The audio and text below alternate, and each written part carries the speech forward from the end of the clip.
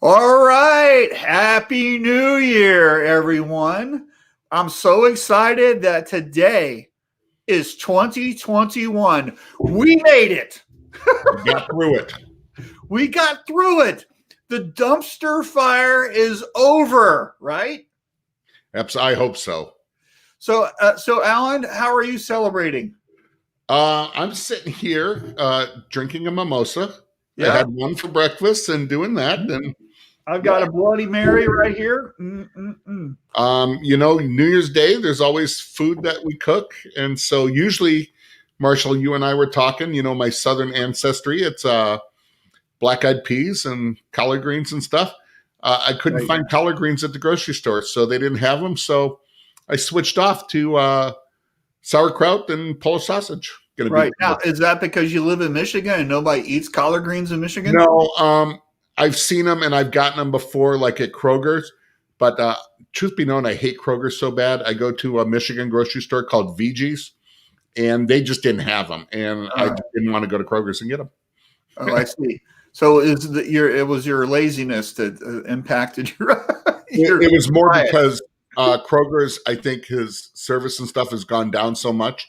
I can go a half mile up the road and support the state and more independent. And it's cool. It's a little hard to go to Kroger's and bring stuff in when your next door neighbor is the regional manager for VG's. Hi, Kroger. Oh, I see. But he's a great guy, and they have a great store there. Good. So yeah. All right. Well, great. Well, hey, if you're joining us, hey, welcome to our first show for the year. And if you're new or if you're a veteran watcher, here's what we need you to do. We need you to participate. So this is a Q&A show, and it's the New Year's Day version. So we're going to be talking about all kinds of fun stuff today, but we need you to participate. And that means, first off, say hello. Where are you? Where's your shop? What's going on? What's your name? What's going on? That kind of stuff. And if we get into some of our topics, we need you to participate with a comment or a question or whatever. This is a Q&A show, which means we need your questions. Are you clicking buttons? I didn't know what that button is. I made the mistake of giving Alan the control the other day. He's going to make fun of me. He's gone. Oh, whoops. I can't. That didn't do it. Yeah. Quit doing that. Oh, there you are. All right. So please say hello. Please leave a comment, that kind of stuff. We want to know what's going on. And if you're celebrating, I've got a Bloody Mary and Alan's got a mimosa. Please let us know what you're drinking today. And we've decided something that if we use the word pivot, we've got to drink. You just said it. I just said it, so I'm drinking. Not if you guys say pivot, we're not drinking. We're not starting that. But if you guys are having a little beer, a little mimosa, a Bloody Mary, or whatever you're doing, please, if you use the word pivot, that's an excuse for you guys to have a sip. All right. So we got a bunch of people here. Yeah. Evidently, Todd says happy birthday. I guess that was a wrong post from the phone. Okay, or New Year's, yeah. We'll give you get one error, Todd. That was it. So for the year. For the year. Brian's here. Welcome to the future. That's right. The future's here. Sam's here. Happy New Year. What's up, Sam? Davis is having some pork and sauerkraut. Well, Davis is in that area. Happy New Year that I first heard of that from. Oh, really? Carlos says Happy New Year. So Happy New Year to you, Carlos. Appreciate you. Yep. So thanks for joining us. And maybe I'll start with a cold beer from cold Chicago. Absolutely. Cold Chicago, cold Michigan. Right. Yeah. So let's get into our first topic. You ready? Let's go. So here we go. Happy New Year. Predictions. So we've got 12 months of stuff ahead. Yep. Right. Alan, what do you think's going to happen this year? And if you're watching right now, we want to know what your predictions are also, right? So please leave a comment. I think the way things are going now and the way the end of the year has come, I think it's going to be a good year. It might not be pre-COVID, but I think it's going to be a good year, especially for people that are left, because everybody who stayed in the spider hole in their basement, did not get out there, find new markets, did not do anything. That's just it. If you're the ones out there, there's business to be had, and I don't see it slowing down. Mm-hmm. Yeah, So, I'm pretty optimistic about things. I think it's going to improve. And we looked this up the other day. Okay, Alan, do you remember what is 90 days from today? Do you remember? April 1st. April 1st. April Fool's Day is 90 days from today. So here's the thing. We're thinking about our predictions. We're thinking about, and we're going to get into some goal setting here later, right? What do you think's going to happen 90 days from today? Do you think the economy will be opening up a little bit? Do you think people will be traveling a little bit? What do you think is going to be happening? I'm not sure on that. I think the economy, travel, that's going to be dependent on some things that are out of your control, my control, everybody's control from there. How we handle a virus, personally, that's under our control. But whether things open up, that's not in our control. I think business-wise, I think the economy will stay open and do well. Hopefully some states, I live in one that gets shut down a little bit. California is kind of just being, a lot more. I think because vaccines are out, I can't see how it doesn't open up some. So that's, if it doesn't, then I'm going, really? Right. There better be some reasons. But I see them opening them up. I see business getting good. I'm still excited because shops I've talked to, and even yes, was I down in an area compared to 2019? Yes, but not like we expected. And these last 4 months have been extremely good. And I got stuff in the hopper of orders already that'll be going out in January. So we are pretty stinking excited about it. People are still buying equipment. People are still upgrading. It's all about labor being profitable. And so changes like that. So I think that's good. That's good for our economy. That's good for our businesses. It's good for our country. It's great for your business. Yeah, I'll tell you, I talk to lots of shops all the time. And the ones that really finish the year strong, either they're, I call it within, if they set a goal at the end of 2019 or beginning of 2020, and if they were then maybe 10% of that goal, I'm calling that a victory, right? Yeah. If they're over, obviously that's better. I've talked to so many people where they're within that range or over, and what's happening is they've made some internal changes, and they have looked at new customers, or they invented or innovated new programs, or they started doing something new, or they went to where the work is. They went to where the money is. And when things open up, they're still going to do the old way of doing stuff. And now they're also going to be adding the new thing to it, whatever that is. And so I think there's a lot of people really excited about this year, and hopefully that optimism and everything rings true, and all my fingers and toes and stuff are crossed.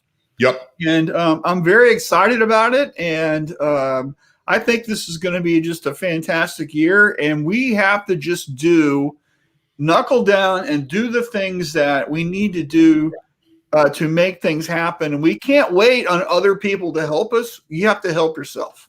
I agree. And what you said about other companies, I think it's going to create a new set of problems that maybe in their 90-day, everybody needs to be looking at. If you found new markets, I know a couple of accounts I've spoke to, they're only down like 8-9% from last year. Yeah, that's what I'm talking about. Amazing for them.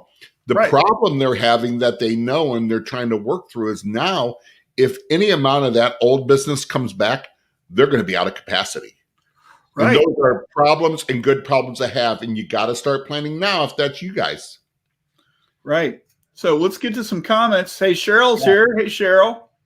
She said, hoping the good year we had this year continues and grows, found new ways to do business because of COVID, and they worked and we grew. That's fantastic. Absolutely. Cheryl, where are you from? I don't think I know who that is. I think Cheryl's in Ohio. I'm not sure. Yeah. I talked to let us know where you're at. Yeah. And Jim says, Happy New Year's, folks. Hey, Jim, how you doing? Carlos says, we're pretty optimistic. Jim, how you doing? At SharpPrint 2020, make us get a little more efficient and really pick the dimes and pennies. Thanks, Carlos. And please say hey to George for me. Absolutely. Superior Printing with Separation Studios shutting down. Do you recommend any other film separation programs? T-Seps, Simple Seps, etc. Very interesting. So Scott Fresner does separations. He's really good at that. Has been doing it for, I don't know, since the beginning of time. Forever, yeah. And also Graphic Source is really great. I know lots of shops use them for outsourced production team. They also do separations. Also, there's a guy, what's his name? JJ McCampbell, that a lot of people swear by. You could probably look him up on Facebook. So those are three things right off the top of my head that I would look into. Right. As far as programs, it's not my expertise. That's going to be more you, Marshall. I know a lot of people are using T-Seps, which are a great plugin to start with for Adobe. I know LT pardon me, that's Scott Fresner. Yeah, and he also does Seps if you need something separated. Send to him. He does that. I know LT Magnato also does separations too. I personally, I don't, I'm an ex-art director and I don't like any of those, right? Because I want the control and I know how to do it, right? So, and I don't really do that anymore, but at the time, I was pretty fast at it. And so I like to dial in and have everything under control and get the results that I want. And that's what I taught to all the people that worked for me, was how to do that. So that's something you might look into because it's not that difficult. Yeah, absolutely. Cheryl says she's in Illinois. Okay, yeah. It's now my sales area. Illinois is part of it. Sean says hello. Hey, Sean. From Georgia. Assis International. You know, when I read that, I thought it said something else. Yeah, I did too. What is the alternate to AccuRip? Didn't AccuRip went out of business, right? Something happened with AccuRip. I've been asking. I didn't know that. There's one called, I want to say Fast Films, but that's not it. Well, hey, I don't know the answer to that. So if somebody knows the answer, please share in the comments. And Cheryl says, I want to say Filemaker, but that's not it either. Yeah. In the cornfields of Illinois. Cheryl, private message me. Let me know about your business since I cover Illinois now. Would love to see if we can be a help. And Charles is here. Says, hey, guys. Hey, Charles. Hey, by the way, if you're watching this, can you do Alan and I a favor, especially if you're watching this on Facebook? Can you please share to let everybody know that we're hanging out today on New Year's? We'd love to get some shares. We'd love to get some more people watching. So, and, you know, Marshall, that goes into 90-day predictions of what we need to change, what we need to do. Yeah. You know, we've talked about just this program. We kind of do it and everything like that. You know, we've already started. You know, we're going to start having some more guests a couple times a month. I've already started talking to people. And, yeah, I think it's going to be cool. I want to reach out to some printers. Maybe some of you I will. And we're going to do a better job marketing and sharing stuff also. But man, if you could share it with other people, let us know what you would like to hear, what you want. We just don't throw this stuff out. We actually talk about it. We have to apply it to ourselves. So yeah. Right. Hey, Cora's here. Happy New Year from Centuria, Wisconsin. Happy New Year, Charles says, I haven't heard about AccuRip going out of business. So I don't know if this is true or if it's a rumor. I saw a Facebook post a week or 2 or 3 ago. I can't remember, and I was busy and didn't follow up. So yeah, I don't know, Charles. I know some people are having some trouble getting it. I'm starting to see more and more about it, but I haven't looked into it. Right. Business opportunity if it's for somebody, if it's true. Yeah, because it was a very affordable RIP software. Mm-hmm. So, yeah. And Joost is here from Uppsala, Sweden. Happy New Year from Uppsala, except now it's January 2nd there, I think. Is it? What day is today there? Let us know, because we're dumb Americans and we don't know. Yeah. So I think it might be January 2nd already. He's going, Happy New Year. Guess that was 2 days ago. What is the Swedish New Year's Day tradition? Is it reindeers, meatballs? What do you guys do? The only things we know. Swedish meatballs, Swedish pancakes. Do you put together furniture from IKEA with a little hex wrench? I mean, what's going on there? We don't know. Yeah, and we're not making fun. We just don't know, Ghosta. That's our lousy American sarcastic you. So yeah. Let us know what the traditions are. That'd be great. Right. Oh, we got a big one. So Sean says, and now we're completely covered up. Hey, Sean, you just won for the biggest post ever this year so far. Yeah, Freehand Graphics was the licensee, but this is a quote from their website. Regrettably, Spot Process Separation Studio and Accurate are temporarily off the market until early spring of 2021. This includes new licenses, renewals, trials, and extensions. What can you expect from Freehand to keep you productive? Free support continues as usual. Freehand will fully support you while using PrintFab or any of your active licenses for Accurate Spot Process Separation Studio with whatever. And that, I think you got, maybe there's a character limit. I don't know, Sean, but thanks for posting. And so again, we don't know everything, so we rely on you guys to help us out sometimes. So appreciate that. And Yosa says it's whatever that means, still 1800. I don't know what that meant. No, it's 1800. 6 o'clock. Do we use military time? I guess. Is it 6 in the morning? I don't know. Ghosta, you're gonna have to. We're not that smart. You're gonna have to help us out there. Oh, it's pizza day on the. We love pizza day. PrintFab is their new software with a 30-day trial, I think. Okay, there you go. Sean, let us know how that works out. Give us an update next week. Yeah, and tequila. I like tequila. You know, I could have had a New Year's Day margarita, but I'm choosing Bloody Marys. And by the way, I think we should pivot. Oh, that's wrong. Man, that's good. You can drink without saying that word. Yeah, Yosa says the time is 6 p.m. Okay, cool. There you go.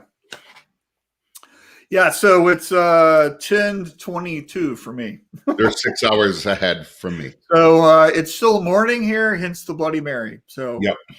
And let me tell you, I've always enjoyed a good Bloody Mary in the morning, right? And I like the Willie Nelson song of the same name, by the way. Yeah. Yeah, and then Sam says I had to make a Bloody Mary after seeing Marshall's. Thank you, Sam. I'm glad I'm a bad influence on you. An inspiration. Yeah. And by the way, if I drink this, I brought all the fixins to make another one. So yeah, always be prepared. So. Yeah, well, here you go. I got the handle jug of Tito's. That tells you the level of what's going on here. Yeah, if I was doing tequila through this real interesting, real quickly. Yeah. And by the way, my favorite mix is the Zing Zang. And sometimes I use Clamato, but I like Zing Zang. I've broke into my this morning. I broke into the Cut Bow coffee this week. How about you, Marshall? Have you got a chance to use that yet? I have, and it's delicious. Thank you for sending it, Charles. Yeah. Just in time, because my normal shipment from Black Rifle has been delayed. Mm-hmm. It hasn't gotten here. That's a problem. Yeah. Right. Oh, here's a good question. Do you have any Old Bay in that Bloody Mary? Davis, I don't. And I was telling Alan, usually I like a little horseradish and some Worcestershire, a little bit of hot sauce and some pepper in it. But I didn't put any of that in this one. So this is really just the mix, a fresh lemon that I picked out of the tree in my backyard, and some celery. And so I'm just going at bare bones today. And by the way, for Bloody Marys, I don't like the ones when you get it at the restaurant where they come with a hamburger and all this crazy stuff with it. I just like to drink. Chicken wing. Yeah, chicken wings. Those crack me up when I seen the pictures of it. Yeah. Yeah, love Zing. Add some lots of Tabasco. Yeah, it's not as spicy as I normally like, but it's still delicious. Hey, Froman. All right. You and I gotta ask. I mean, is that your real name, or are you the Sausage King of Chicago? Yeah. Is that what you thought of, Marshall? Yeah, exactly. Right. If you don't know who Abe Froman is, you need to watch Ferris Bueller's Day Off. Yeah, you're not as old as we are. It's a classic. Yeah. So I like a michelada. And in fact, when I've been in Mexico, that's normally what I have. It's a local, thing. Oh, and Cheryl says the pickles and pickle juice. I'm not a pickle fan, but I do like a spicy green bean. So it's afternoon here in Michigan. Look for Major Peter's Bloody Mary mix made with Tapatio, a little bit of lime and salt, Modelo to top it off, extra Tabasco. Yeah, all about that. And by the way, he's the one. Right. So there you Classic. go. So he wants to stay incognito, or it is Abe Froman, Sausage King of Chicago. So that's awesome. Right. We are honored with your presence, Mr. Froman. Right. Bloody Marys, I think I told you before, those things that I want to enjoy and like, and every time I get them, I like tomatoes. I just don't like the tomato juice. Oh, and so try a Clamato because it doesn't as acidic as the Bloody Mary mix. And so what the heck is a spicy green bean? This is something that I discovered drinking Bloody Marys in New Orleans. Is they make pickled green beans that are pickled with hot sauce. So the green bean, the green beans sometimes are this long, right? And they're full of flavor, and they actually munch them. So I like celery in my Bloody Mary like today, just because I like the way it looks. But I hate celery, and I'm not going to eat it. It's just a decoration, really. Right. And Brian says, I've never had a Bloody Mary, but I made hundreds at 6 a.m. one day for a 5K for the chamber. It's my morning drink of preference, right? So especially after any type of celebration the night before, I like a good bloody. So Mr. Abe Froman has just texted me on my phone, turning it on to see who it is. I'm not going to say if you want me to say who you are, because have no idea. Obviously, he has my number. There you go. It's one of your customers. It might be. It's your worst enemy or your best friend. Somebody, who knows? So, hey, let's go to our second topic. Okay, go. So this is Employee Survey One Wish. So this was recommended from Davis Slagle, who I think is on here, right? Didn't I see his name? He is. And about doing a survey for all of your employees about what you should change or do in your business to make it run better. And I do this a lot with my consulting clients, especially if I'm in your shop. I'll go around and ask all the employees, hey, if I had Aladdin's lamp right here and you rubbed the lamp and a genie popped out, and you got one wish to make your job or this business run better, what would you spend the wish on?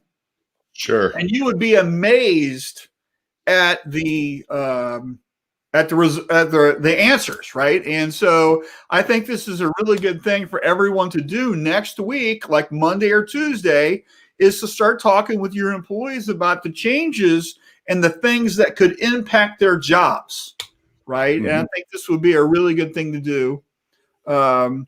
I personally don't like to do it as a group, because what you're going to hear is that one answer. Everybody's going, yeah, what Bill said, right? And you're not going to get what really is impacting them, because a lot of people don't want to speak up, right? So this is really good for a one-on-one kind of scenario. So if you've got 10 or 20 or 50 or whatever you got, how many employees you have, spend a little time with each one. Ask them this one wish question of what you could change to make their job or the company better, and you'll be shocked at what you hear. And if you hear, 5, 6, 7, 10 of them all saying the same thing, that really needs to be the number one thing you work on in January. Right? And this came out of just so everybody knows, Shirt Lab tried the Q&A on, was it? And Davis was talking about it, and we're going, man, that has to be a topic. That was great. Yeah. So there you go. Some answers. Bloody Mary is the Kashakis family get-together drink. Of course it is. It's so delicious. Some simple answers from Davis. I got back were fix the lighting, clean out unused areas, and better communication. Yeah. So people like to be able to see what they're doing. Right? Yeah, exactly. And I don't know if you switch to LEDs yet. Okay. Sometimes you can get a government grant to do that. So look into it. But what's really great is in areas where you're not in there much, the ink room, where you keep your inventory, whatever, you can get motion sensors, right, to turn the lights off when nobody's in there. When you walk in, they turn on. And this is really great. I've done this with a number of shops. It's really good to do in the bathroom. But if you do it in the bathrooms, just make sure the motion sensor is a little more sensitive, because you don't want to be sitting there and the lights turn off. Right? You gotta do one of these numbers to get the light back on. So just kind of dial that in a little bit. But it's really great, because especially if you've got employees that don't turn lights off, this is a way you can save some money on electricity, and it really isn't that expensive to install. So I see it also, motion sensing lighting room and screen drying room also, which I thought is great. Yeah, right. So Sam says, sounds like a good way to weed out some potentially toxic employees.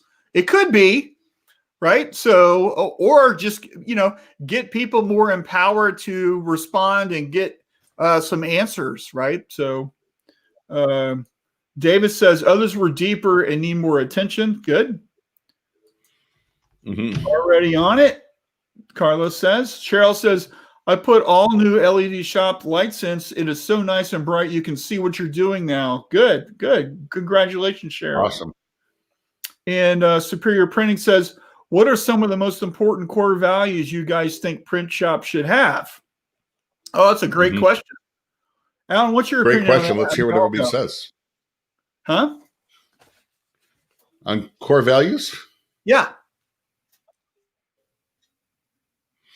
Mine always go back to companies that I worked for, where it's always core values are honesty, integrity, and commitment. Yeah, those are great.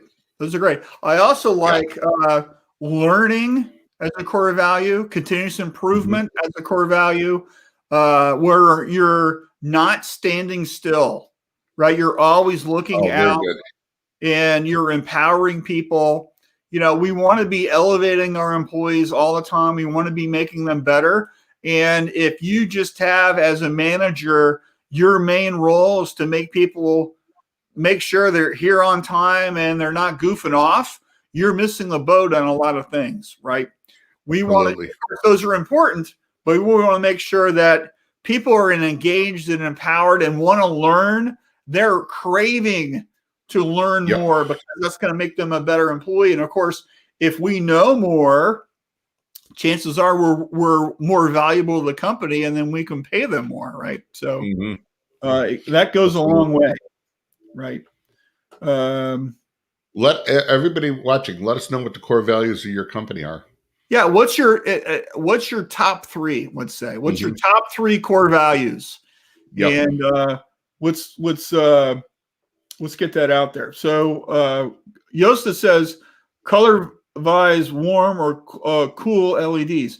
Well, you want to look for neutral, right? Which is the temperature is 5,000 K. That's what you want to look for, because that allows it you don't want cool or warm, because that affects how color looks. So you want a neutral color temperature, which is the 5,000 K range. Okay. A lot of times that's also called daylight. So look at that. Yep. But a lot of times lighting packaging will give you the color temperature, and that's what you want to look for. Yep. I also think too, regardless of the light you have in your shop, it's always good to have a color station where it has that light box there. You can always take it in and look. Yep. So Sam says, just instead of identifying some selfish folks, of course, right? Yep, you'll learn stuff about employees. Right, and Yosta has a question mark. Not sure what that meant. Well, that was on the first one, I think. Oh, yeah, okay. We just replaced half our lights in the embroidery room with LEDs. You can see how the fluorescent bulbs dull or yellow out over time. Exactly. A shop in India I work with had the following. We are honest, one, creative, reliable, accountable, proud. Those are great. Love those. Very good. Yeah, I love the creative part. Right? That's all about innovation, how to do things different. That doesn't have to be about art either. Could be about sales, could be about marketing, could be about a lot of things, right? So don't just pigeonhole things and think creative means artwork. Yep. Yosa says thanks. Good. All right. Hey, great discussion today, guys. Thanks for engaging. Absolutely. Anytime you have core values too, under those, when you write them out, you always have a little small paragraph of what they pertain to. So creative could mean in advancing the company and advancing, being honest with your employees, with your customers, with your vendors, reliable and accountable. You start listing all those and then actually do it. Right. These just aren't words that are nice on a wall. You actually do it. Yeah, I love it. I love it. Yep. So, I think core values are really important. And every company should have them, but they should mean something. They shouldn't just be words that are on the wall that you don't follow. So absolutely. All right. Well, cool. So employee survey. So please try that out. You can do this as an in-person meeting. You could use Survey Monkey or Jotform or Type. I use Typeform. That's how I do all the surveys that I do, using Typeform. And so if you don't want to have a meeting, you just want to email people, this also could be something you might want to ask your customers, right? A really great survey to do with customers is, hey, why do you do business with us? What's the thing that you appreciate the most? And really finding out what that is. And if you have numerous customers saying the same thing, what do you think should show up in your marketing the next week? Right? It's whatever that is. Absolutely. So cool. All right. So how's your mimosa, Alan? Well, I'm on my second one. I don't know if you guys noticed I poured one while we were gone. Oh, I've been during this.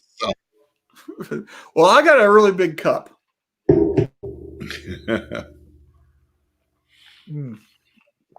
So good. All right. So let's get to our. I drink it just for vitamin C. I'm sorry? I drink it just for the vitamin C. Yeah, I bet. It's just for health purposes. I think there's vitamin C in tomato juice. There is. Right. So I think there's some vitamin fun in vodka. Absolutely. All right. So let's get to the third thing, which is all about goals. This is such a big topic, right? Yeah. Goals for 2021. So who here, and raise your hand if you've actually spent time working on your goals for this year, and hopefully you have, and Are you open enough to list them here publicly on our show? So if you have some goals, maybe you don't want to put real numbers in or whatever, can you just kind of share what you have listed for goals for the year? We want to talk about this. I think it's so impactful to have a goal and to really have that flag planted on top of the mountain so you know where you're going. You know that the work that you're going to be doing is going somewhere. If you need help writing your goals, we can talk about that too. So if you've got any questions about goal setting or achieving your goals or whatever, this is what we kind of want to get into right now, because it's January the 1st and there's nothing but a blank slate in front of us.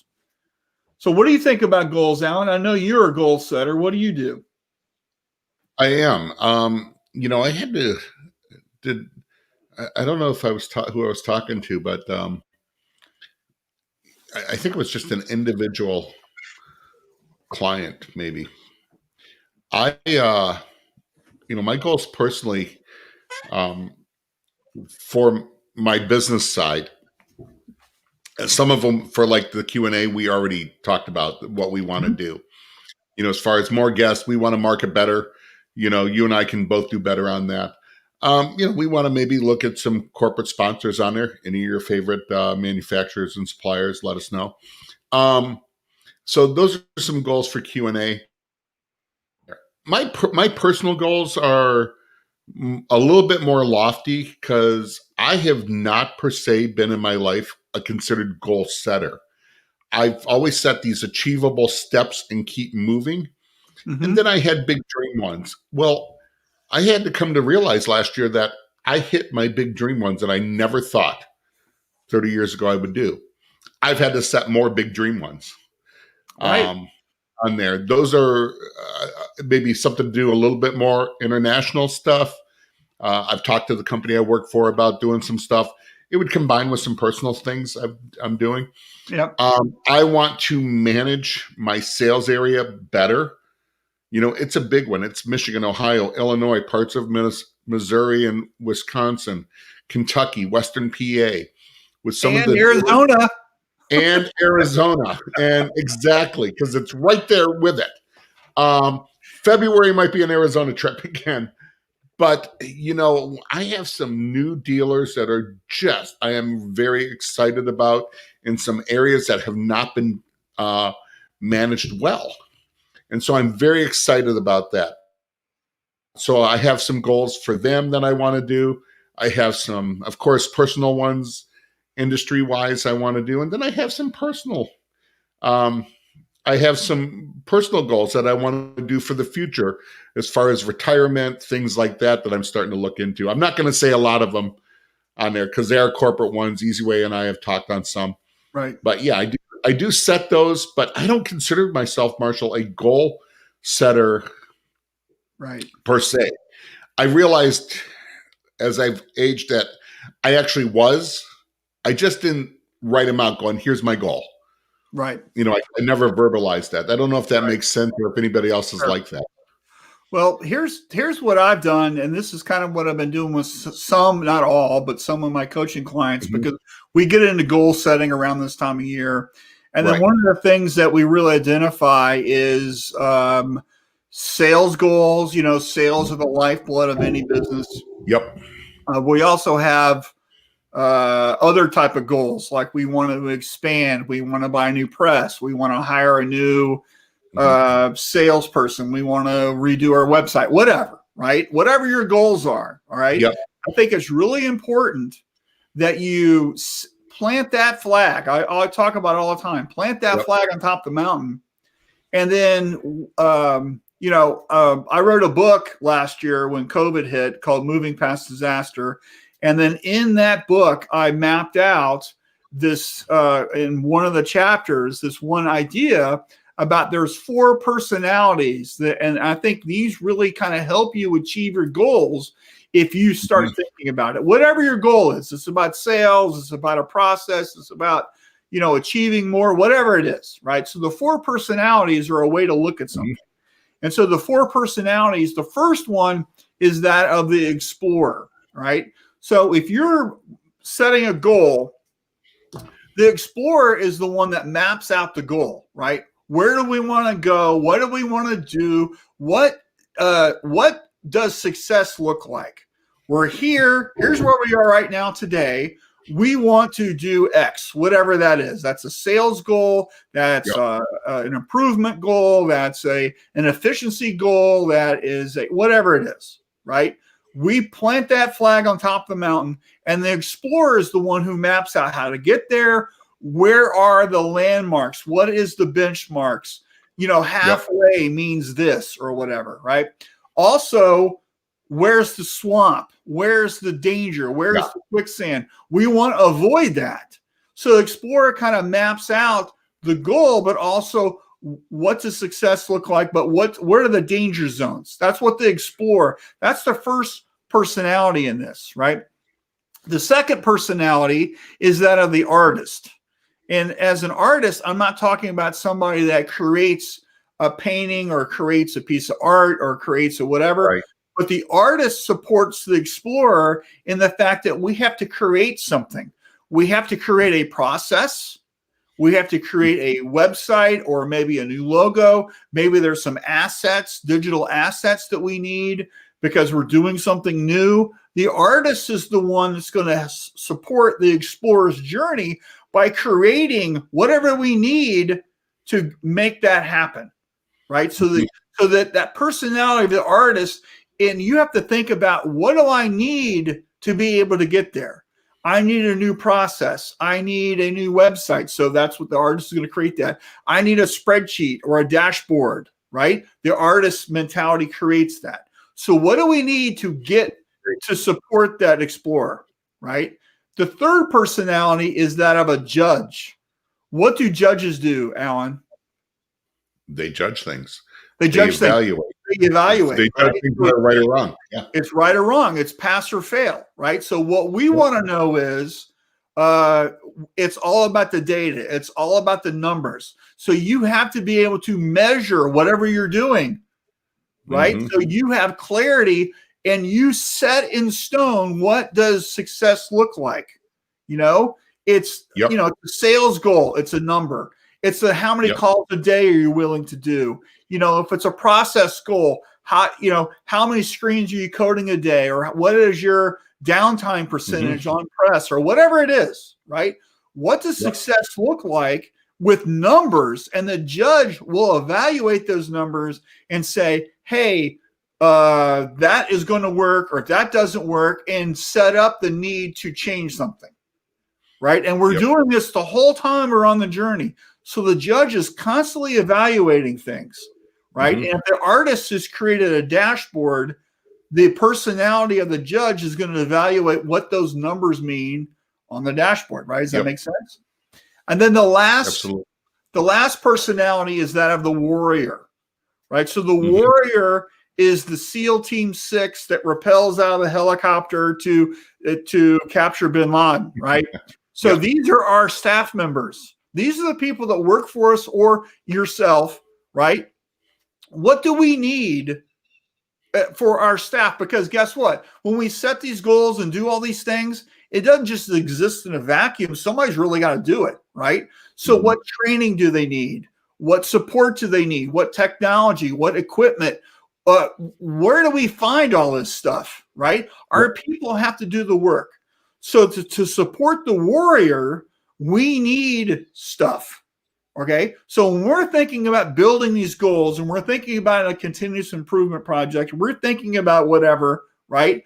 These four personalities can help set this up by understanding what do we need to do to do all this stuff, right? So we got to map out the journey. We got to create the things that are going to get us there. We have to have a dashboard, or we have to know the numbers to evaluate and judge that we're doing the right things. And then our team, our warriors, they have to kick some ass every day, right? Yep, absolutely. So these are the four personalities that are going to help you when you're setting these goals and we're thinking about what do we need to do for 2021, and we want to have the success that we want to have. These are what we need to be thinking about. So I don't know what your goals are or where you want to go, But these are 4 ways, if you stop and think about it, that can get you there, right? Just thinking about that stuff. So, well, that was a lot of people have. There's a lot. A lot of people have posted some stuff, and I didn't talk a lot about sales goals, but those have been brought out. I've talked with my manager. We went over that. They're now in a spreadsheet listed out by customer, by dealer, and stuff like that. And this week we will go over that, and it's just a discussion of where I think those numbers are, what should be higher, what should be lower, and stuff. And the nice thing is that if they're made, great. There's some pretty lofty goals. I'm okay with lofty. And in my mind, I hit the lofty, good. I also have the achievable that I better hit. Right. Well, achievable goals are good. You can't have a goal that you're easily going to hit. Right? Yeah, I think both of them are achievable. One's going to take a bunch of work, but I think we could do it. A couple little tweaks, and I think it could happen, especially if things stay the same as they have been the last 4 months for me. I'm like, okay, this is a no-brainer. Sure. Then we make bigger goals, and that's okay. So let's look at some comments. Davis says pivot. I'm not going to take that bait. Thanks. But you've already said it, though, Marshall. So. Oh, okay. So I can't say it. Yeah. Thanks. Now everybody's going to say that. And all right. So he says, if we haven't, where's a good place to start this year? Well, I just outlined that. So thanks. Yeah. Jim says, working on a business plan, I want to change my sole proprietorship to an LLC. That's interesting. Why do you want to do that? Have you talked to an accountant? Blah, blah, blah, blah. Yeah. Right. So I would start there and why you want to do that. I kind of map that out. When we do things like this, there are advantages one way or the other. And I don't know anything about your situation to really comment on giving you good advice either way. But I would talk to some professionals, your accountant, maybe a lawyer, just to kind of think about that. If you're thinking about rewriting your business plan, I just read this book. Let me get it right here. This was recommended by Mark Coudray. It's called Business Model Generation. I just updated my business plan for the, I don't know, the millionth time for this year using the template that's in this book. This was a very interesting book, and you can see my Post-it notes or the pages I liked. So it's a really great book. I bought it on Amazon, used for $5 or whatever it was. And so this was featured on the Success Stories podcast that I did a couple of weeks ago that was all about favorite books. So this is the one that Mark recommended. And as soon as I recorded it with him, I ordered the book. Because I never heard of it. And it's just a fantastic book. And it's got a different way to be looking at your business plan. And what I really like about it, Jim, is the fact that, in fact, I've got a big whiteboard right here that you can't see, but I wrote my current business plan down in red. And then the new ideas that spun out of this exercise, I wrote in purple.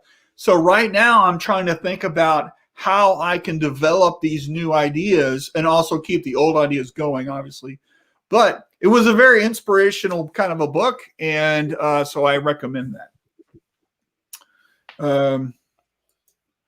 Sean says, get sales over 2019 numbers.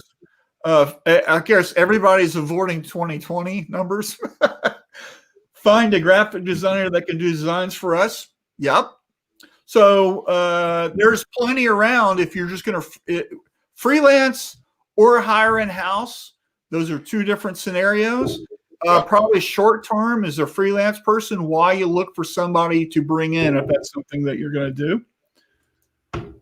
Daryl's here, says Happy New Year, fellas. Thanks. Happy New Year, Daryl.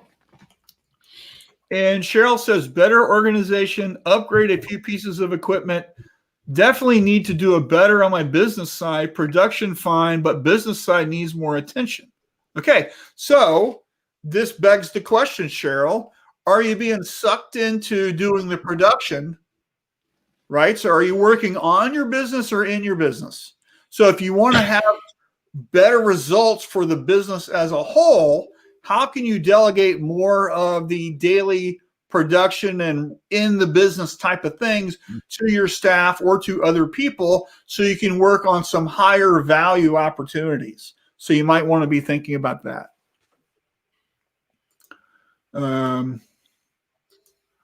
Old Abe says, having necessity to dream bigger than is a great problem to have. Just so everybody knows, I do know who Abe Froman is. He said it's okay to say anything, but I'm not gonna. I'm gonna keep him anonymous for a while. Yeah, I think it's funny. So I think it's great. The difference. He is in the Chicago area.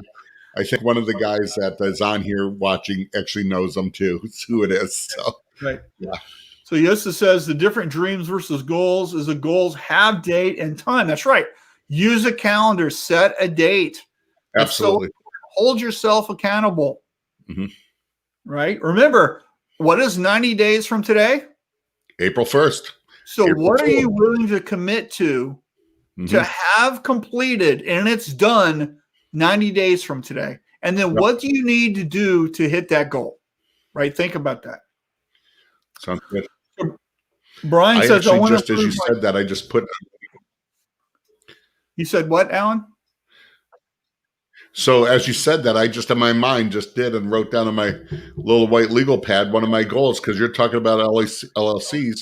I have a lot of things going on between speaking, writing, this and all that. I've got to either sole proprietorship or LLC, and you and I have talked about it. So I need to make that appointment with my accountant now. Have it done. Sure. Right. Yep, absolutely. Brian says, I want to improve my, well, get it done, Alan. Absolutely. Brian says, I want to improve my social media presence and marketing, but not sure how to do this. Well, it's just like anything. You got to plan it out. I know about it. And for Brian, here's what I want you to do. I want you, because you're a member of Shirt Lab Tribe, there is numerous videos that you can watch on this. And I actually did one for the tribe. If you remember, it's an expert presentation on marketing planning. And in that, there is a monthly marketing planner, and I gave out the worksheet. This is the class that I teach at the ISS shows. I do a whole workshop on this. And so it's real easy. I want you to be thinking about at least a month in advance. Better is 2 months in advance, planning your social media. What do you want to do? You want to do a post, you want to do a video, you want to do a blog article, whatever it is, putting that on a calendar and working backwards to it. You got to create these assets. You got to know what you're doing. What do you need? You got to take a picture. You got to write the article. You got to film the video, whatever it is. You want to be planning this out at least a month or two in advance. So you're constantly thinking about what's coming up and then doing it. Now, here's the thing for you is that doesn't necessarily mean that you need to be doing it, right? You can delegate that. You can hire somebody. You can outsource it to another, a vendor or somebody, right? So you just got to kind of think about what you need and then how are you going to do it, right? That's kind of two things. If you need some help, Brian, just reach out. Hey, Dan's here. Says, hey. Hey, Dan. With the Jack Lambert profile. From Alabama. He's in. Daryl says, goals. Continue to strip down and compress. Sales process, pre-press. Add service levels. Add 10 to 15 new clients that have the same characteristics as my top quartile of my top 5%. These are awesome goals, Daryl. You kick ass. That's awesome. Dan says, our accountant just had us changed to an LLC. Everything was affecting us on a personal level, while the LLC helps us separate out business from personal. Great. And that's a great move. And that, the smart part is he's not listening to you, to me, to someone else. He's talking to an accounting professional who knows his exact situation. Right. So good job, man. Yeah. So Keith says, good morning, guys. Morning, Keith. Freddie's here. Happy New Year, guys. We have a pretty solid business for 7 years running, all local and word of mouth, but have no website or web presence. Where do I start? Freddie, you need to talk to a web page professional, right? You can build something on WordPress. You can do whatever. I would really start roping in people who know what they're doing. So, and here's why.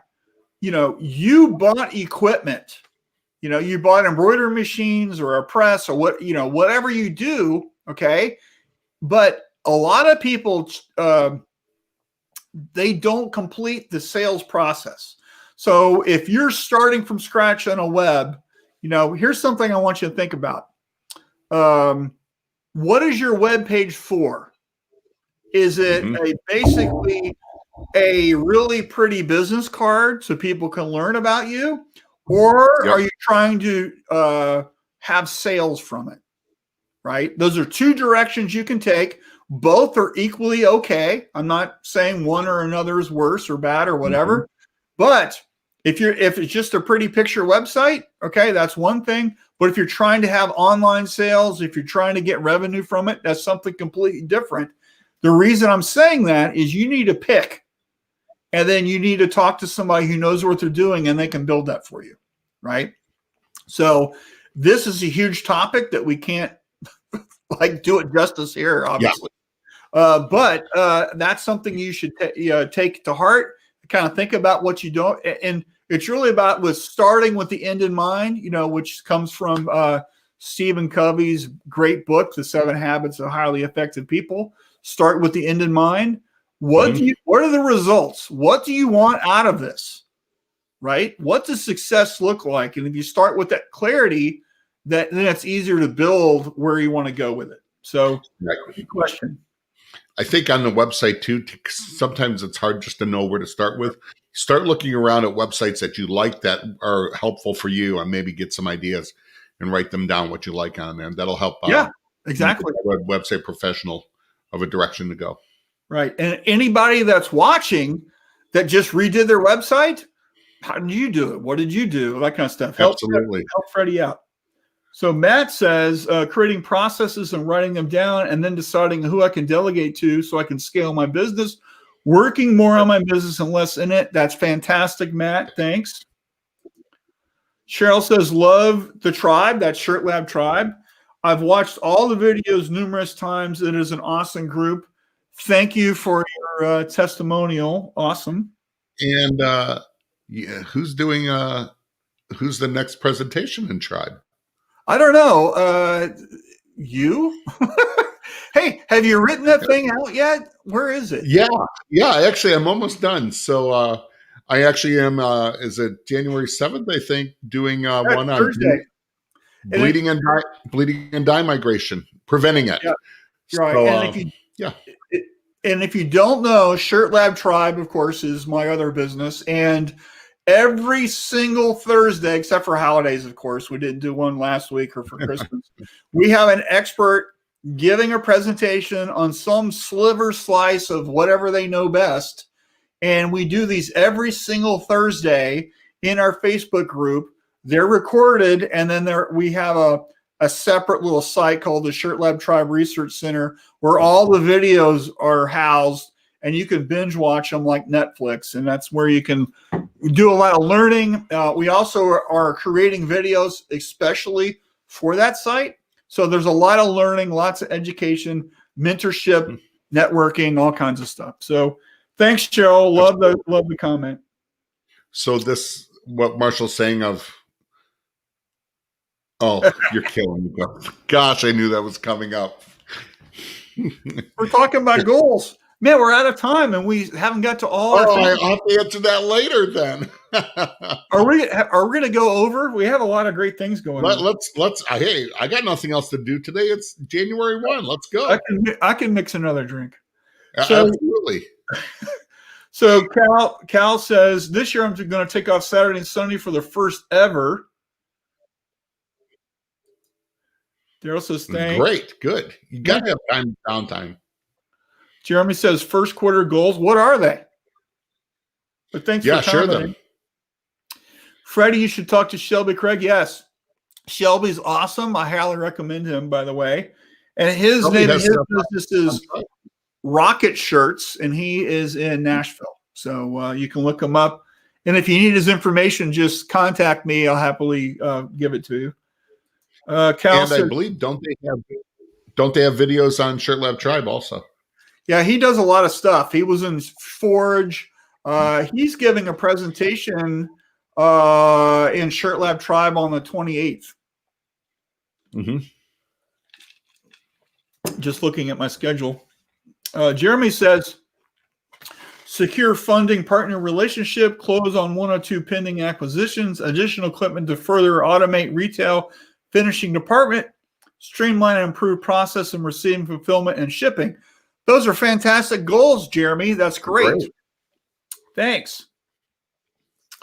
Cheryl says, I redid my website last month with Shelby's advice and used Shopify. There you go. Awesome.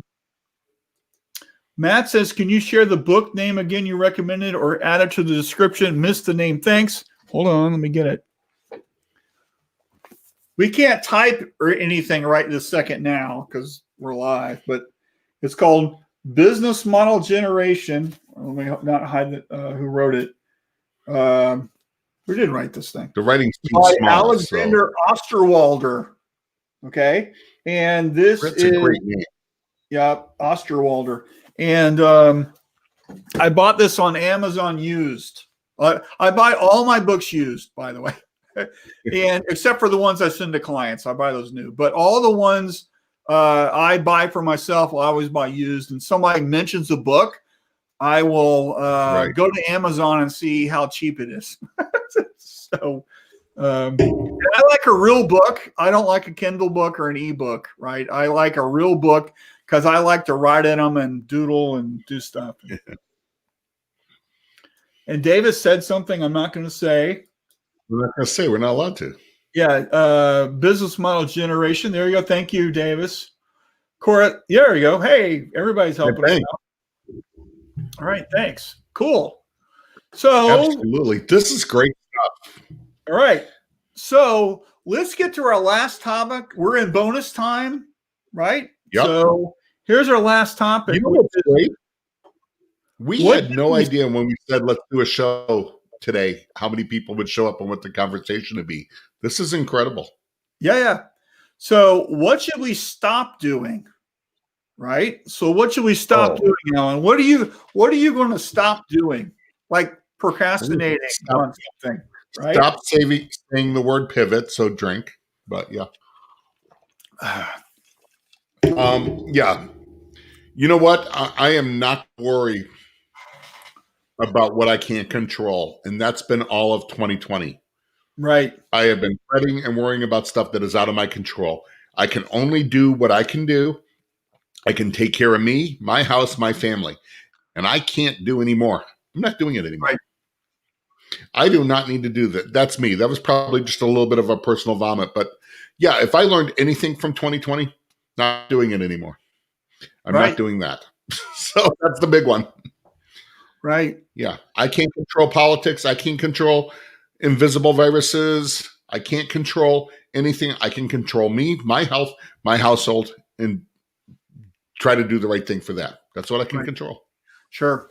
So one of the things I've been talking a lot with some of my coaching, or the ones that need this help, is really looking at time management. And for a lot of folks,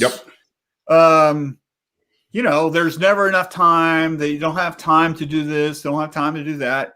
But if you really take a really hard look at where we're spending our time, you can realize the fact that you've got so much time invested in the wrong things, you know, and I'm not certainly going to call anybody out, but I see people who are constantly talking about how come they want more business, they need things, they need to improve things, whatever. And they're constantly on social media posting to stuff to people that they're not driving any revenue their way. Right. No. So it's like one of these things, to me, sometimes Facebook or LinkedIn or, Instagram, these are time sucks. Right. Yep. So just look at how you're using this stuff and what you're doing. And a great little device that I found, and it's way over here on my desk. Let me get it. Is called Timular. And Timular is a very interesting app. And so there's this 8-sided cube, okay? And it's Timular. That's how you spell it out. And this is a Wi-Fi connected device. And each of these dots is represents, now you can decorate this however you want, but each of these dots corresponds to a type of thing that's on my Google Calendar. And then when I'm working on something, I just flip it up to the right, like green is Shirt Lab, for example. When I'm working on Shirt Lab stuff, I can measure how many minutes of my actual day I'm spending on Shirt Lab stuff, right? And, blue is me creating content, right? Mm-hmm. And so it's like one of these things where if I'm doing things, I can measure my activity and I can realize, hey, if I want orange, more sales activity with me actually calling new potential customers, how many minutes of my day am I spending doing that? And if I want to go from this percentage to that percentage, I'm measuring this. But what's really great is that I'm not having to keep a log, right? So Timular is something that's really helped me. I've been using it for the last couple months, and I find it to be very useful. I know shops that are actually using this in their production to track setup, takedown, production runs, that kind of stuff for each of their pieces of equipment, right? And Ellie Banholzer's doing that in her shop in Maryland, by the way. And so this is something that what should we stop doing? To me, we should stop wasting our time with stuff that doesn't add value. That's my number one thing. If you want to take something away from today's Q&A thing, that's it for me, is just stop doing stuff that doesn't add anything to you, right? Sean says, stop waiting. There is no waiting. That was a topic we had a few weeks ago. There's no waiting. Yeah. Now. Do now. Cora says, stop taking orders that I can't do with quality. This is a great comment, Cora. That's awesome, Cora. Yeah. So it's like, we need to define who we want to work with, right? So like we all want to work with certain levels of clients, right? So can we design our sales process? Can we design what we're doing so we can find higher margin clients so we can work half as hard for twice as much? Right? You don't have to just take everything that comes along. Only work with the people that you want to work with and refer the other folks to somebody else, to your competition, and let them fill up their production schedule with stuff that doesn't pay. Right? Yep. I think that's great. I love what Davis is saying too. We're going to stop selling everything. Example, one trophy plate, and focus that energy on our profitable programs. Exactly. So what are your minimums, right? I know shops, their minimum order is like 12, right? And they want to be like $1 billion company, and they're worried about a 12-piece order, right? So maybe we need to redefine our cutoff for what we're willing to take, right? And it's a scary thought for a lot of people. And, absolutely. and the common thing I hear all the time is, well, that 12-piece order can be 1,000-piece order one day, right? Here's the accountability for that. I want you to go back and, 3 years, 5 years worth of sales, and I want you to track how many of these small orders actually led up to a bigger order. What is the percentage of that actually happening? Right? I mean, if that happens to you all the time, that's awesome. I'm not saying it doesn't, right? Because I know for a fact it does, right? But I want you to do the math and prove it to yourself. Cheryl says, stop trying to be everything to and for my customers, meaning stop finding a way to do a new job and say no. That's a two-parter. Yep. No is one of the most powerful words in sales, because one, you can say it going, I don't want that business. I don't need it. It's not profitable. The second thing is that you're going after a client. You're wanting to do this. You're doing your presentation. When they say no, stop trying to force things. Move on. Right. But have more clients you need to be calling on. Absolutely. Yeah, so it's really thinking about what you want to do and stop doing the things that you don't. Right. Yep. And it's so much, and then it's so much easier when we make it, when we take the stuff off. Like if we're trying to lose weight, right? It's so much easier to lose weight when you stop buying Oreos or ice cream or whatever the thing that you love that's contributing to your belly, right? And you just make it easier for yourself to do the right thing, right? So it's hard to lose weight when we keep eating Snicker bars all the time. It's much easier to lose weight when we buy more fruit, or we stop buying the junk food, or we actually go to the gym, or actually start walking around the block or going for a run, or whatever, the positive things, right? That's what's really important here. Absolutely. Right? Cool. So, all right. What else, Alan? What else can we do to in fact, what should we stop doing? I think one of the things that I see in clients, and maybe you guys can help me, this is where I'm torn. There are customers I call on all the time that are using, in my mind, a crappy process, a crappy product, bad situation, whatever. They're never going to pull off that, I don't think. And, I'm always the guy, I like to be the technical guy. I like to go in there and I want to see shops succeed, no matter how big, how small. Right. But as I'm sitting there watching and I'm thinking, going, all right, Alan, when do I need to cut these people loose? Stay in touch with an email, a phone call once every 8 months. But I need to stop wasting my time with things that aren't going anywhere. They want to keep using a garbage chemical and stuff. And even though in kinds of other problems in their life and in their shop, I change that. You give it your best shot. You try to help them and be there. But yeah. And I guess maybe for me, the hard part is in an area of, I don't want to be known as the guy that, I never see him. Well, there might be a reason for that. So, well, it's really about defining what does success look like, right? Yeah, absolutely. And because for that one company in Nowheresville, Indiana, or whatever, that I like the guys, super nice people and stuff like that. But you know what? I got a bunch of states to manage. I can't hit everybody. Right. So I've got to, I think for me, I just got to start, I got to find a way to do everything, be everything to everybody, and just do my job, say no to some. So I don't know. So I appreciate this because this makes me think, and what do I need to do? How can I do better in areas? None of us know everything. Oh, that's true. Hey, I've been mixing a new drink. I can tell. That's awesome. I mixed a couple of them.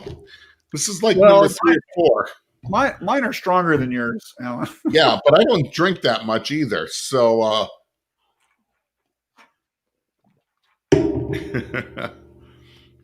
right. Matt just posted. Okay, hold on. Oh, you've got control. I forgot. Continuing to focus on most effort on creating universal designs that I can sell repeatedly, and less individual, unique one sale designs, staying ahead of the calendar.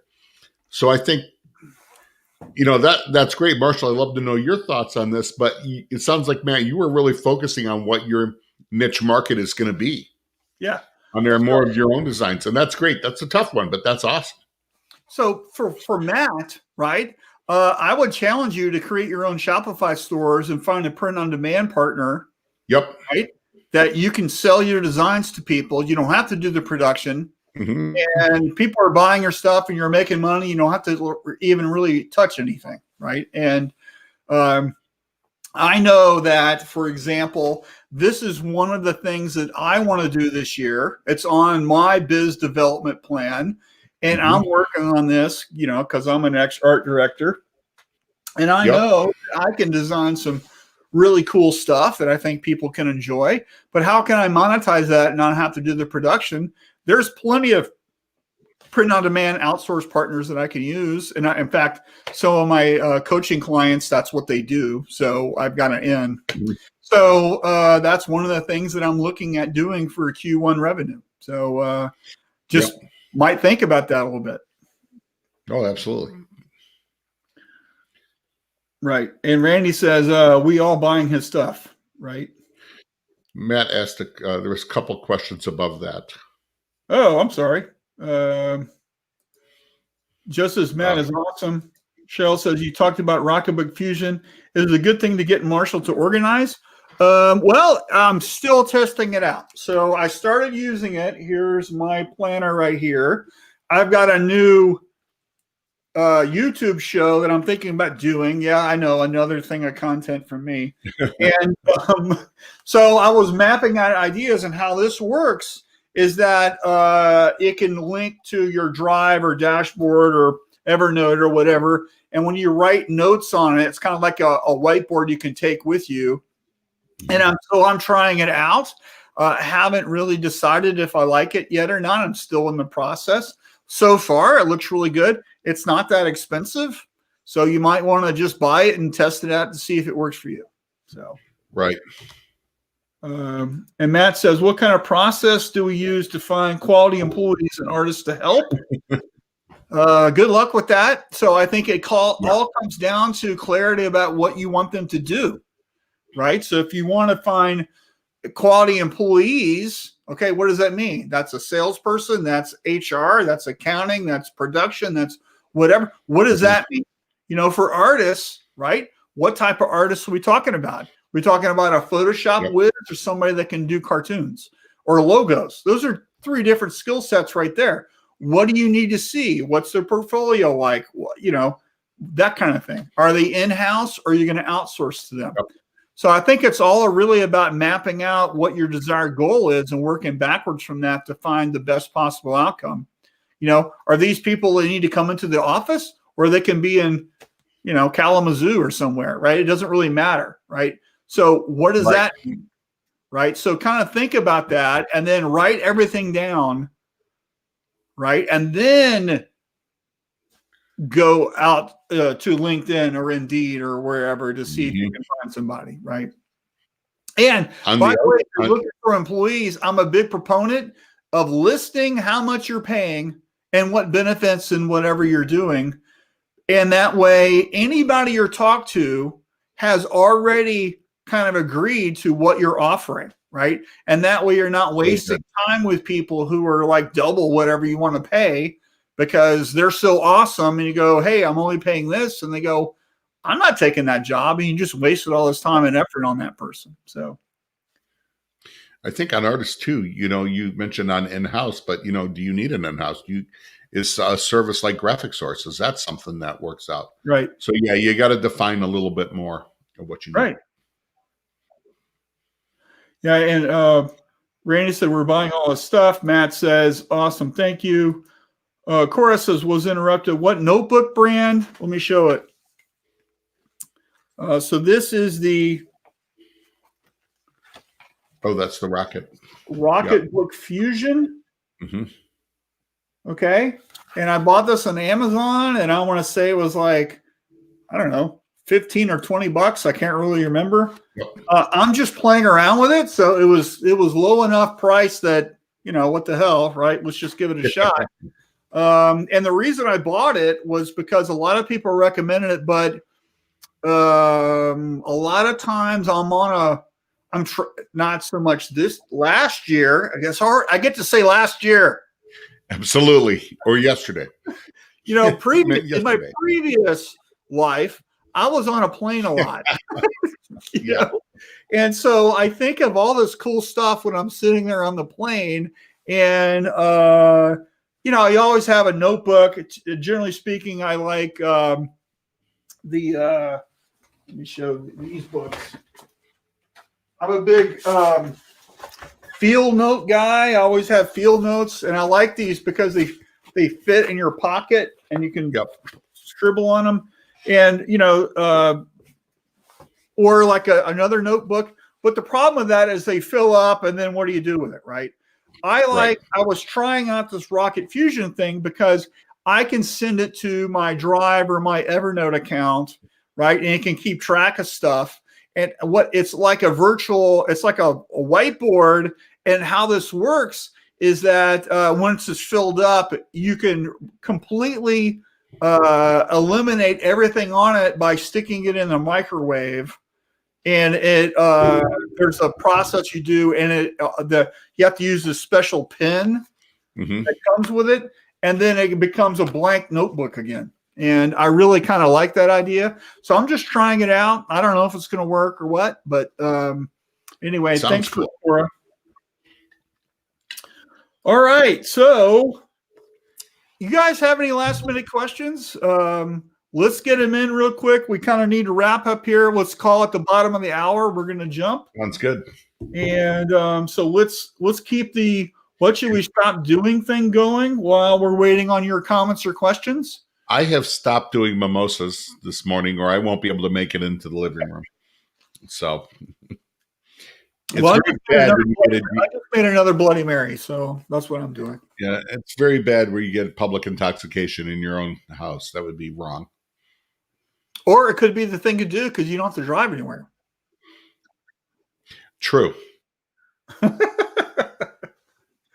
So let's talk trade shows. When my brother comes over. So let's talk trade shows while we're waiting on stuff to happen, right? So what do you think is going to happen? First one in the industry. Huh? First one in the industry. What one is that? The first one in the industry is going to be DAX Kansas City is February 19th and 20th, right? Or what about March? I didn't know DAX Kansas City. Treasure Island in Minnesota is the 18th and 19th. Shirt Lab Dallas, by the way, is the 19th and 20th in March. And then ISS Long Beach is April 24th through the 26th. Those are the first shows. I'm very curious if anybody's going. You know, when we say, what should we stop doing? Are people going to not go? Are exhibitors not going to go? Or attendees not going to go? You know, I'm slated to teach at all 3 of the ISS shows this year. So I'll be at all of them. Davis says, what about the virtual ones? So ISS is having a virtual in January. I do not know the dates. I have 2 presentations that I did for that. Those were pre-recorded. I want to think it's like the end of January. I'm not really sure. I don't know about the other ones. So anybody out there, help us out. I did a virtual one this year for DAX, but I'm actually not signed up for any of them this year. Taking a 1-year break. If I do go to one, I'm going to fly down to Dallas for Shirt Lab Dallas for those 2 days. But Marshall, aren't you and Shirt Lab is planning on having it in-house and virtual too at the same time, correct? Yeah, Shirt Lab Dallas and Shirt Lab Chicago will be both live streaming and in person. And we're encouraging people to come, obviously, for the networking and fun and all that. But if you're not comfortable with traveling or you can't make it or whatever, there's going to be a live streaming portion, and we're setting all that up right now. So more to come. We've reached out to our venues just to make sure that they're committed because everything's kind of weird right now. And it's kind of the holidays, and we're waiting to get answers right now. So, right. So Matt says, what do you focus on when attending shows? Matt, you focus on solving whatever problem you have. That's the reason you go. So you can do that by taking classes. Both Alan and I teach there usually. But you can also find answers at a supplier's booth. You know, usually, a company like Alan's Easy Way, they have a booth, then you can talk to somebody about emulsion or whatever. But if you're looking for equipment or shirt blanks or whatever, there's people there that you can talk to, right? But the other thing I think that's really powerful is the fact that everybody walking the show is just like you. So there's a lot of networking that happens at these things. Yep. There's a lot of meetups. When I do a show, I do breakfast, lunch, and dinner with different people every single day. Yep. And then there's coffee. Then there's meeting at a bar, right? The chance meetups in the aisles where you end up talking for 20 minutes. Yeah. Like it's a networking extravaganza, and I do as much planning as I possibly can, but I allow for, the freedom to do stuff too. So right. You can't just schedule every minute because that's not, because all it takes is one little thing and the whole day is gone. Right. So there's a lot of like open stuff that I just kind of wander around and bump into people. And that's what I do. And even when I wasn't a consultant and went to shows, that's what I did. Right. And I think when attending a show for the first time, you got to have a plan. What are you looking for? Right. Always go online, look at who's attending, look at the show. And, sometimes these bigger shows, you can get overwhelmed with what's there going on. Well, I want to see everything. Don't do it. First day, don't talk to anybody. Walk the show. Second day, have your plan, who you need to go see. And I'm real big on, like, as someone that exhibits there, I'm real big on someone going, hey, I need to speak to you, Alan, at the show. What time can you meet at the booth? And when they ask me, going, okay, let's do 1:30 on a Friday at the Easy Way booth. Here's the booth number. Let's go. Because that way I'll make sure I'm available. I'm not speaking. I'm not doing anything like that. And I will be there. So always have a plan. And then on the last day, go back and see the people you need to see after you've had your appointments and stuff. Right. Yeah. So I have an itinerary that like I've been doing shows like I don't know, forever, right? A long time. And I always have an itinerary. Here's the day. Here are the scheduled things that I'm doing. If I'm seeing a vendor, I'm scheduling it at 11 o'clock at the booth, or we're going to lunch, or whatever it is. It's a scheduled thing. I know what's going on. Yep. And you have to allow for some time, because I'm going to go meet Alan at his booth at 11, and I get there at 11 and he's talking to a customer. He's not going to tell that customer, hey, stop, Marshall's here, right? He's going to finish the conversation and then we're going to start. And that's how it usually works. So you got to have a little buffer. You got to have a little, zone there where you've got some free time, and you go, hey, I'll be back in 5 minutes. I'm going to go look at this thing right here. And that's how you do it, right? And then I think the most important thing for shows is to have a really open mind and find the new thing. Find people you've never met before. Find a new process. Find a new shirt blank. Find a new ink. Find a new emulsion. Find some better whatever, right? You won't know it. Just be open to looking at it, right? And my other top tip, is not to pick up anything. And most booths, most of those people will ship you whatever you're looking at.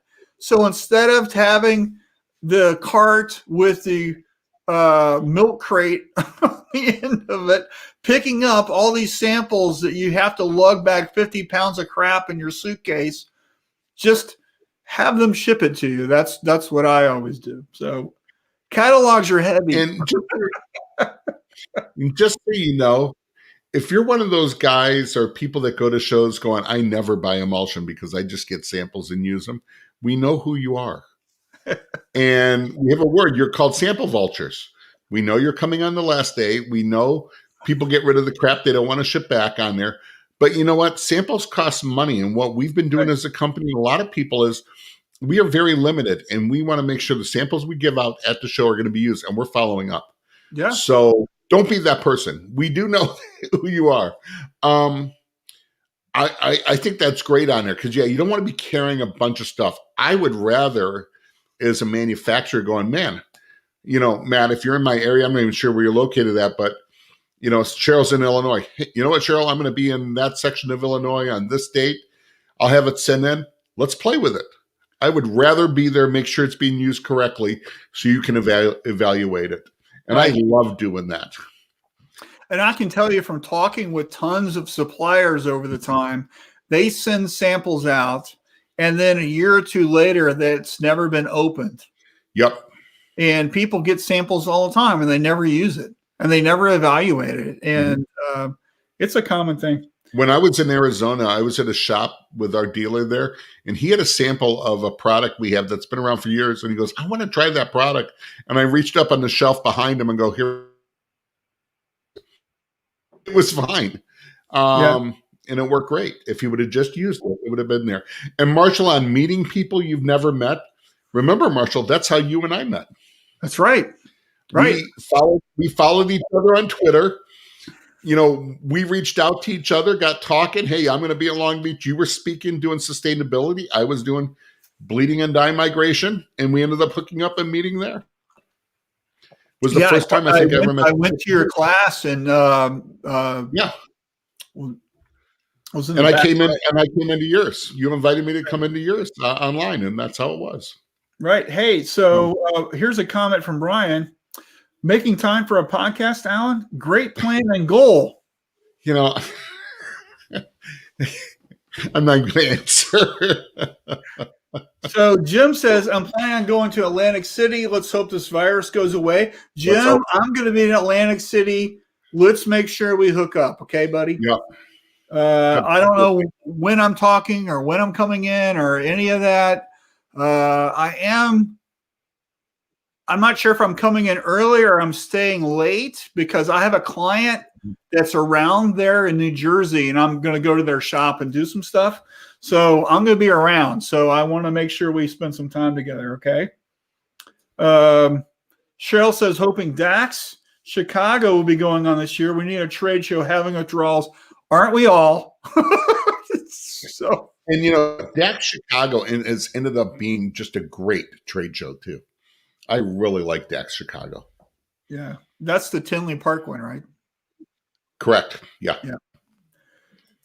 Keith says, our first show 15 years ago, my sister had so much when we went to fly home, she had to throw half away because of the weight. Yes. Absolutely.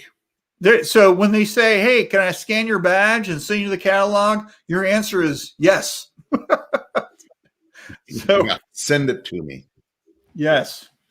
All right. Where are we? Oh, we're at our time. So, hey, let's stick a fork in it and call it done. And so New Year's Day, thank you so much for spending our time together. Alan had his mimosas and I'm fully into my Bloody Mary crazy. So it's been a good day. I think it's been a great show. This is a great way to kick off 2021. Thank you, everybody, for those of you that join in every week since we started this. Appreciate it. For those of you that are here, love it. And man, like we said earlier, if you can share and let people know about it, we're going to do a better area of marketing. We're going to get some guests on. So yeah, we'll be posting that. Of industry professionals. Also, I think some cool printers would be on, and it'll be a good time. And we would love it if you guys shared our stuff more. Absolutely. Anyway, so if you've got a question or a problem or whatever, here is Alan's email. Alan, if they reach out to you, you'll help them out, right? I always help out. And, I always respond to emails. I always text and call back. So, yes, please let me know whether you're in my sales area or not. That's what we do. Yeah. And here's my address. And I promise the same. Happy to help you guys. Yep. If you're trying to figure out what to do for this year, for your goals or whatever, let's set up a time. Happy to give anybody 30 minutes and talk about whatever. And anyway, that's it. So happy New Year, everyone. Appreciate you guys. Have a fantastic year. And we'll see you next week. To quote Mr. Goodwin, let's make it a good year. Yeah. All right, everyone. See ya. Bye. Yep.